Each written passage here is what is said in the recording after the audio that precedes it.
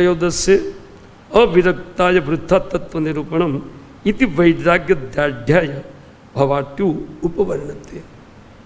श्री साईं कहते हैं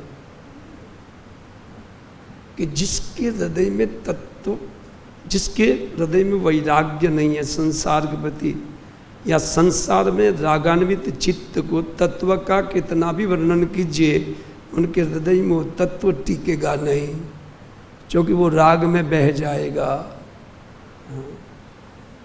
इसलिए कहते हैं कि उनको वैराग्य में स्थापित करने के लिए इस 13वें अध्याय में भवाटवी का वर्णन करते हैं। भव माने जन्म और मृत्यु के बीच का समय, और 8वीं नाम जंगल। ये भवों के जंगल में हम लोग फंसे हुए हैं। हयम आरोहयति आरोहयन मुनि। भरत जी ने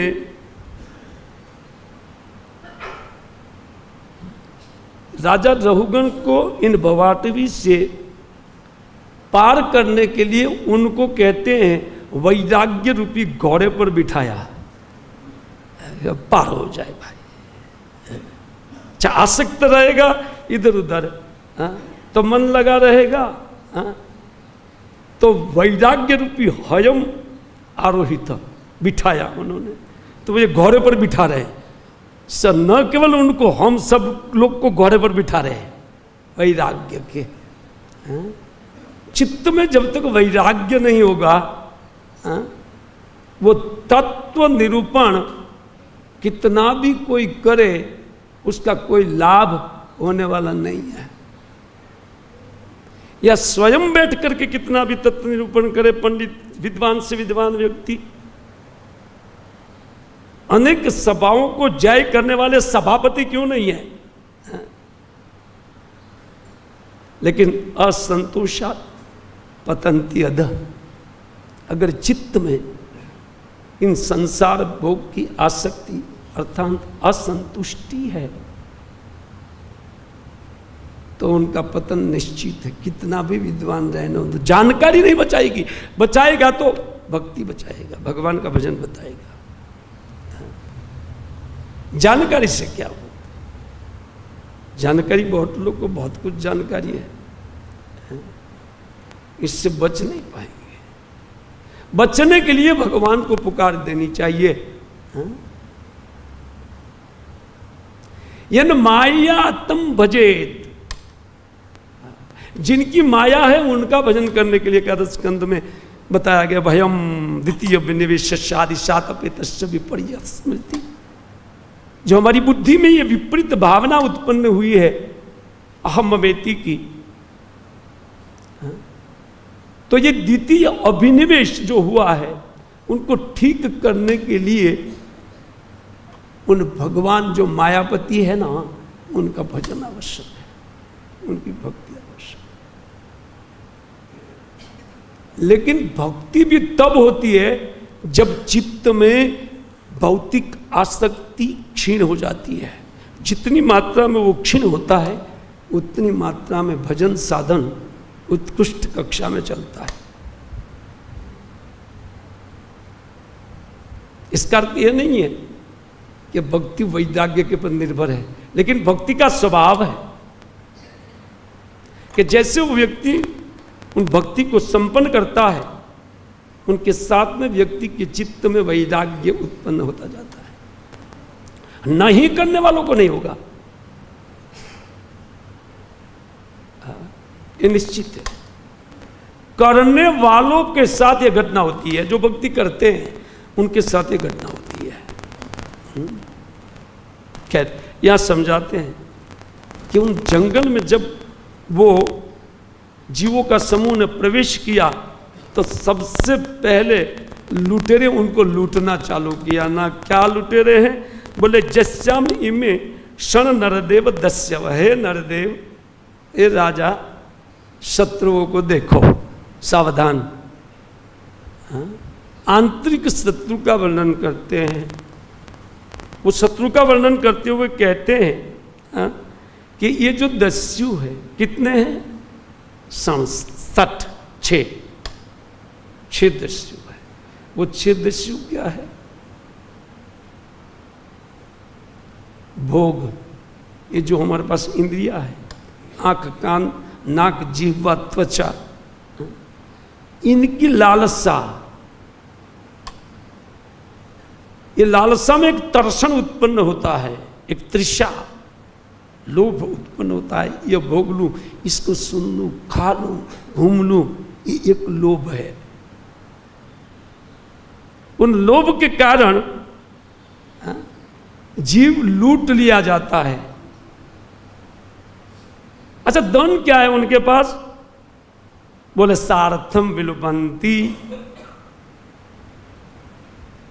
वास्तविक जो लाभ है तो उनको वो लूट लेते हैं। वास्तविक लाभ क्या है? जीवन, मनुष्य जीवन जीने का जब अवसर जीव को दिया जाता है, भगवान की कृपा से मिलता है, तो उसमें वो जो समय है, वो समय ही जीवों का धन है। अभी हमारा जो समय जितना हमारे हाथ में है वो हमारा धन है। वही धन को लुटेरे लूट लेते हैं, क्योंकि भोग के लिए भी समय देना पड़ेगा, उनको एकत्रित करने के लिए भी समय देना पड़ेगा, है ना। वो तो है, जब भोगेंगे तो एकत्रित करना, उनके लिए उनके पहले उनकी चिंता करना, कैसे मिले कैसे मिले। तो महाराज को माध्यम बना करके हम सब लोग को उन शत्रु को बताते। वो शत्रु मन के साथ 5 ज्ञानेंद्रिय है, और जिनका लोभ में व्यक्ति बहता जाता है, और उन बहाव में उनका समय छूटता जाता है। और जो एकमात्र धन है उनके पास, जो भगवत भजन में लगता था, वो इन लुटेरे ने लूट लिया। भाई जंगल में लुटेरे रहते, इस प्रकार इन माई के जंगल में भी लुटेरे हैं। वो लुटेरे वे दस्यु बाहर नहीं है, अंदर है। इसलिए जो बाहर शत्रु को देखते हैं वो व्यक्ति ज्यादा बुद्धिमान नहीं है। अपने भीतर के शत्रुओं को पहचानने वाला व्यक्ति बुद्धिमान है? लेकिन शत्रु तो बैठे हुए हैं भीतर, है? लेकिन जो व्यक्ति ज्ञानी है, कहते हैं जितात्मनो जस्य, जिन्होंने इंद्रियों के ऊपर और मन के ऊपर विजय प्राप्त किया है, तो वो तो समस्त सब जीवों में एक समान बुद्धि रखने वाला हो जाता है। और ऐसे व्यक्ति कहते हैं कि वो तब देखता है कि अरे बाहर तो मेरा कोई शत्रु है ही नहीं, हाँ? मेरे मोहित होकर के काम, क्रोध, लोभ, मोह जो उत्पन्न होता है हृदय में, वही मेरे शत्रु है ना। बाहर शत्रु है कहाँ? बाहर शत्रु है ही। वो कामनाओं के कारण शत्रु व्यक्ति उत्पन्न कर लेते हैं। कामनाओं में बाधा देने वाला व्यक्ति शत्रु हो जाता है, हाँ? या कुछ अर्जन कर रहे हैं लोभ के कारण, और उनमें जब बाधा देने वाला व्यक्ति होता है उसको शत्रु मान लेते हैं, और जो उनको हेल्प करता है उनको मित्र मानते हैं। बाकी इस जीवों के समूह में कोई किसका नहीं है, अपना पराया है ही नहीं।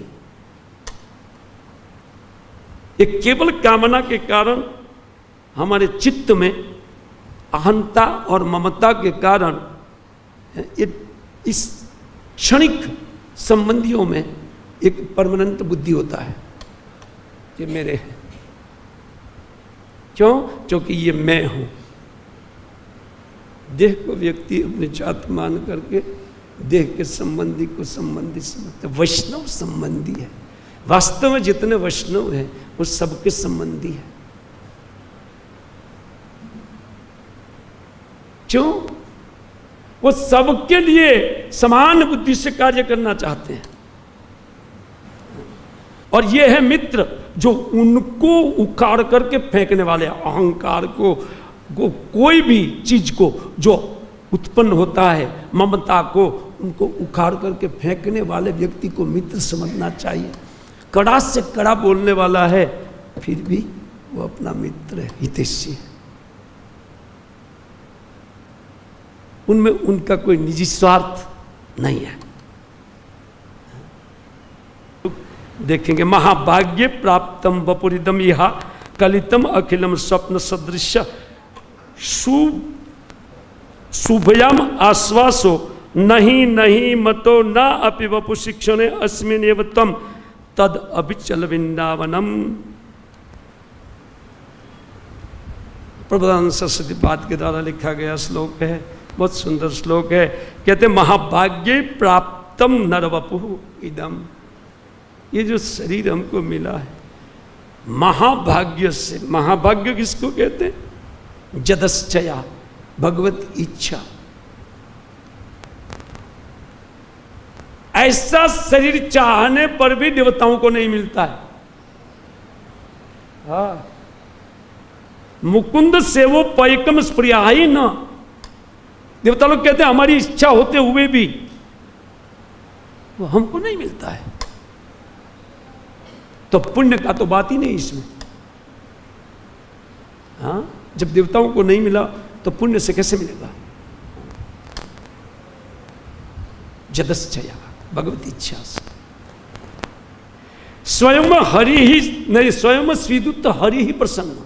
जिसके ऊपर स्वयं भगवान प्रसन्न होते हैं उनको इस प्रकार सत्संगी जीवन मिलता है जो हमारे पास है। महाभाग्य, उनको बोलते हैं महाभाग्य।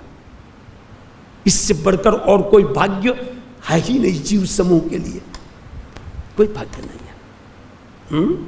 और कहते हैं और कहते हैं शुभायाम आश्वासो नहीं नहीं, बोलते हैं ये जो शुभ बुद्धि हुआ है उनके ऊपर ज्यादा विश्वास है नहीं। वो कब चली जाएगी, कब अशुभ वासना उसमें बढ़ जाएगी, निश्चित नहीं है। क्योंकि विष्णु द्वेषात नहीं, सॉरी, वैष्णव द्वेषात अशुद्ध भावना। कोई भगवत भक्त को अगर कुपित कर दिया तो अशुद्ध भाव आने में देर नहीं लगेगी। अशुभ भाव कहते हैं जीव का अमंगलकारी बुद्धि, लूटने वाली बुद्धि, अमंगल भाव वहां से उत्थित होता है। तो इसलिए कहते हैं कि शुभाया आश्वासो नहीं नहीं, ये कितनी देर हमारे पास रहेगी उसका भी निश्चय नहीं है। और कहते हैं मतो नापि वपुषि क्षणे अस्मिन एवतम, और कहते हैं इस क्षणिक शरीर का क्या विश्वास है, अतः कभी भी जाएगा। तम तत् अभिचल वृंदावनम, हे मन, हे भ्राता, इसलिए तुम शीघ्रातिशीघ्र वृंदावन जाओ। अरे भाई हम तो रहते हैं, जाते कहाँ हैं, इधर रहते हैं ना। बल्कि सूरत, मुंबई या दिल्ली रहने वाले व्यक्ति सोचा करते हैं कि हम वृंदावन कब जाए, वृंदावन कब, वो वृंदावन में है। और वृंदावन वाले अगर दिल्ली बॉम्बे के लिए सोच रहे तो दिल्ली बॉम्बे में है, यहां नहीं है। रहते तो क्या हो गया, रहने से कुछ नहीं होगा। इसके विषय में सोचना कि कितना महद भाग्य उत्थित हुआ है कि मैं जिस वृंदावन के लिए सुना है कि ब्रह्मा इत्यादि और भगवान के साक्षात अत्यंत प्रिय उद्धव को जो एक तिनका बन के रहते हैं, मनुष्य योनि प्राप्त होकर के मुझे मिला है। वाह, है? उनको तिनका बनना पड़ता है, किसी को पहाड़ बनना पड़ता है, लेकिन हमको इस मनुष्य शरीर में प्राप्त हो रहा है। क्या सद्भाग्य उत्थित हुआ है? इसको समझने पर व्यक्ति केयरफुल हो जाएगा, है? वो एक मिनट नष्ट नहीं करेगा, एक मिनट।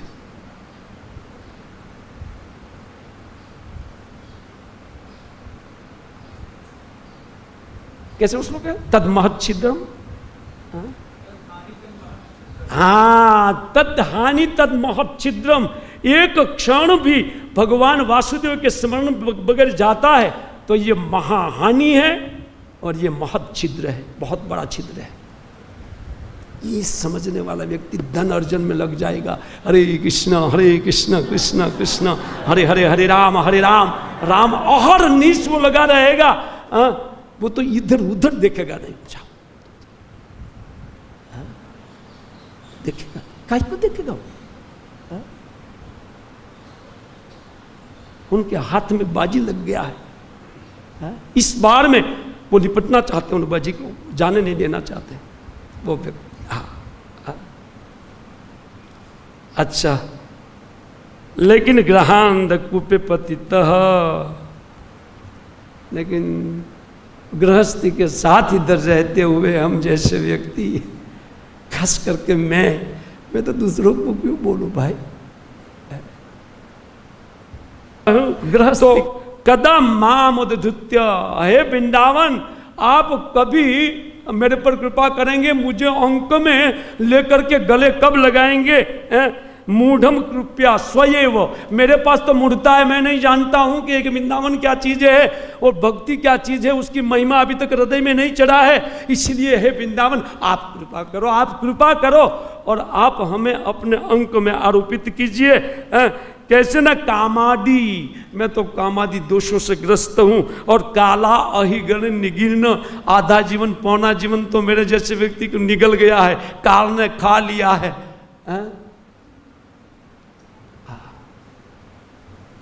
जितना हो सके जल्दी कहते को आत्मज, कौन यहाँ किसका पुत्र, आपका पुत्र हमारा पुत्र नहीं रहेगा, भातृ इत्यादि बंधु बांधव या आप्तजन और हितेशी कौन यहाँ किसका रहेगा। और कहते हैं क्वच गुणा, इन गणों के साथ जो क्षणिक संबंध है वो कहाँ, आंख मिलते ही सब छूटेगा। जैसे आंख मुंदा नहीं, बस चलो एक दूसरी जगह, कौन किसके संबंधी, सब मार्ग में चल देते हैं और ये समूह जाता है छोड़ करके।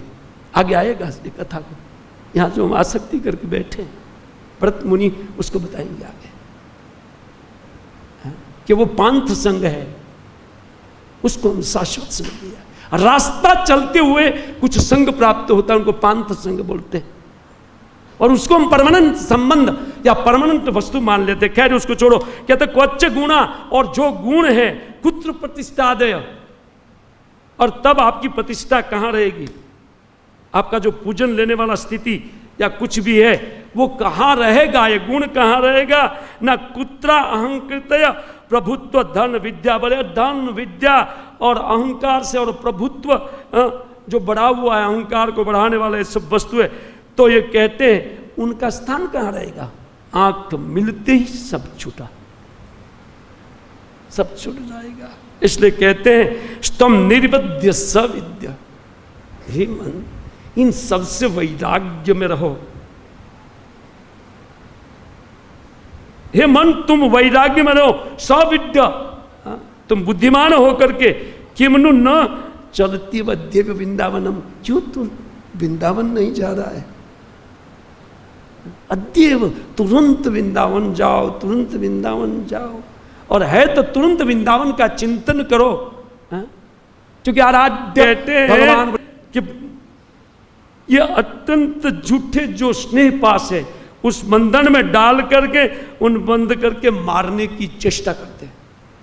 आप हमारी रक्षा कीजिए हे वृंदा अटवी, आप रक्षा कीजिए, बस आपके अलावा कोई रक्षा करने वाला नहीं है। सब अपने स्नेह पास में बांध करके हमारा अनिष्ट में ही लगे रहते हैं। कितने भी सुहृद जन रहने दो, इस संसार से छुटकारा दिलाने वाली हे वृंदाटवी, इस भवाटवी से हमें छुटकारा दिलाइए। बस बार बार इस प्रकार का प्रार्थना जीव के हृदय में उठना चाहिए। और जब इस प्रकार भावना बनी रहेगी